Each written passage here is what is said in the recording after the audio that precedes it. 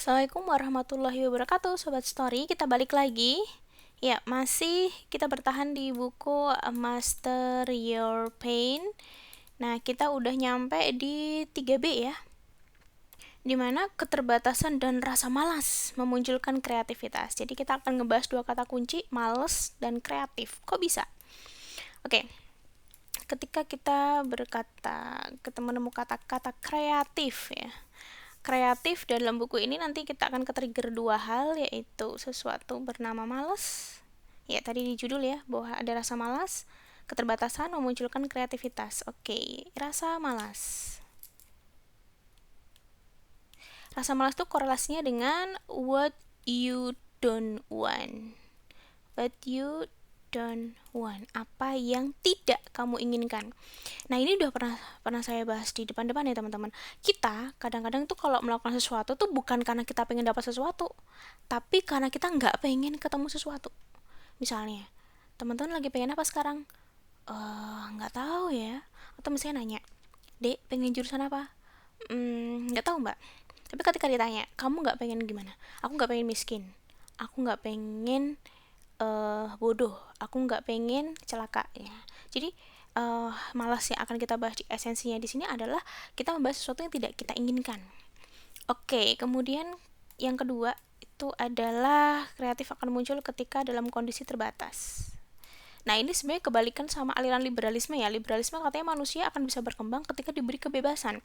Padahal namanya kreativitas itu akan muncul ketika ada keterbatasan. Misalnya, oke, berapa dari diri kalian yang bisa tetap masak nasi tanpa listrik? Oke, karena kalau nggak ada listrik nih, terbatas, kemudian pilihnya kan dua, masak dengan sarana apapun atau mati. Nah, siapa yang pernah kejadian listrik mati, nggak punya nasi, nggak bisa makan nasi, nggak ada warung, nggak bisa pesan GoFood ya, nggak bisa pesan GrabFood dan sebagainya. Ya, artinya kreatif ini, sesuatu yang kreatif ini bisa muncul, itu bisa dari rasa malas. Dimana rasa malas itu esensinya adalah what you don't want, kamu nggak pengen gimana. Kemudian terbatas. Nah, terbatas itu emang ngasih kita dua pilihan, bergerak atau mati. Oke, nah kisahnya Kak Maulidia Ayu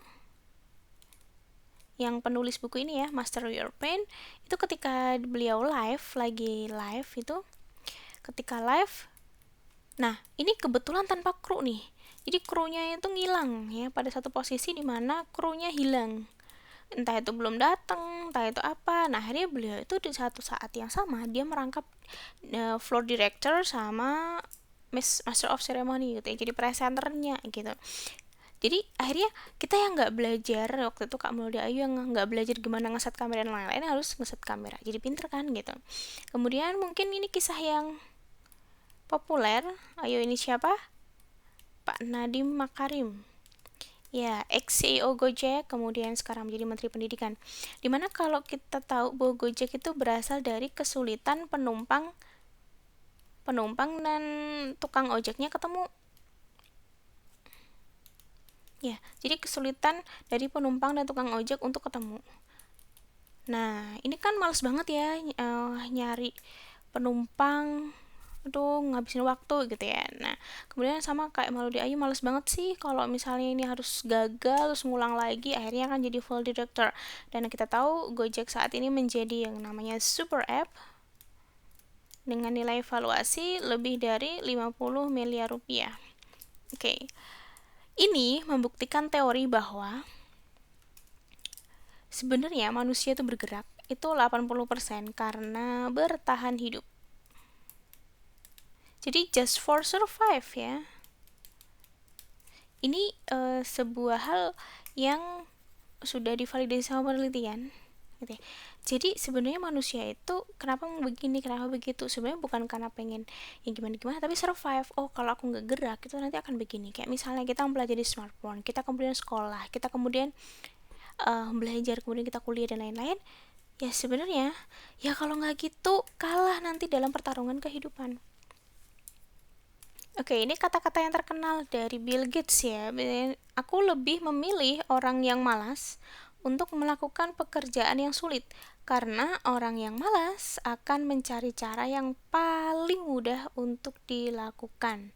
Oke, jadi males di sini sebenarnya adalah males menghadapi kesulitan, ya. Jadi males menghadapi aduh, kok males banget ya hari ini tuh bayar pakai cash gitu kan. Udah nunggu kembalian, udah ini. Gimana kalau kita bayar tuh tinggal kayak scan barcode tuh ya, titit gitu ya. Akhirnya muncul namanya pembayaran digital. Jadi ini esensinya malesnya di sini tuh. Nah, tapi kemudian jebakan ketika malas gak pengen ngapa-ngapain ya, itu sebenarnya jebakannya adalah bahwa kita uh, belum kepentok sesuatu yang buat kita bertahan gitu.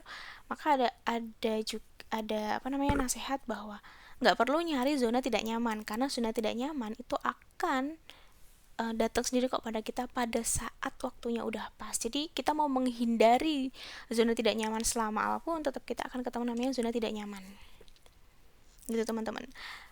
Jadi di bab ini itu emang sebenarnya singkat banget, dimana bahwa kita kembalikan lagi bahwa dalam master your pain gitu ya, kesakitan-kesakitan yang kita rasakan gitu loh, itu sebenarnya bisa menuju ke zona kreatif. Kenapa? Karena kesakitan-kesakitan yang kita rasakan itu akhirnya membuat sesuatu yang bernama terbatas. Kita terbatas, kita saat itu nggak bisa ngerasa bahagia, saat itu kita nggak bisa ngerasa senang, kita terbatas pada rasa sakit, dimana rasa sakit itu harus ditanggulangi karena konsekuensinya kalau nggak bergerak dia mati, ya lu bergerak atau lu mati gitu kan. Jadi terus tangani. Oke, teman-teman, sampai di sini dulu pembahasan bab ke-12 ya, bab ke-11 dari Master Your Pain yang termin 3B, yang keterbatasan dan rasa malas itu memunculkan kreativitas. Oke, kita sudah menuju detik-detik akhir bedah bukunya, teman-teman stay tune sampai akhir. Ini ada 14 bab dan ada satu bab bonus untuk review semua bukunya. Oke, sampai di sini dulu. Mohon maaf kalau ada salah. Wassalamualaikum warahmatullahi wabarakatuh.